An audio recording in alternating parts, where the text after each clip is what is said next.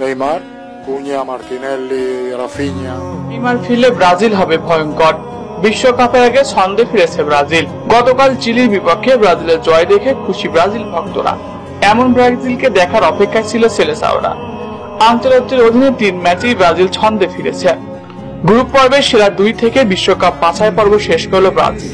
Estevao Willian, Lucas Paqueta ও Bruno গুইমারেজের গোলে 3 গোলের বড় ব্যবধানে জয় পায় ব্রাজিল। ফলে ধীরে ধীরে ছন্দে ফিরতে চলেছে ব্রাজিল দল। এমন জয় নিয়ে এবার মুখ খুলেছে ব্রাজিলের সাবেক বিশ্বকাপ জয়ী তারকা রিকার্ডো কাকা। তিনি বলেন, ব্রাজিলের এমন জয় সত্যি ভক্তদের মনে খুশি এনে দিয়েছে। ব্রাজিল ভক্তরা অনেকদিন পর তাদের চিরচেনা ব্রাজিলকে খুঁজে পেয়েছে। এই ম্যাচে নেইমার ভিনিরা ছিল না, তারপরেও এমন পারফরম্যান্স সত্যি প্রশংসার দাবিদার। ব্রাজিল কোচ দলের খেলোয়াড়দের মাঝে যে বদল এনেছে সেটা অবিশ্বাস্য। ভাঙাচোরা দলকে তিনি সাজিয়ে নিয়েছে।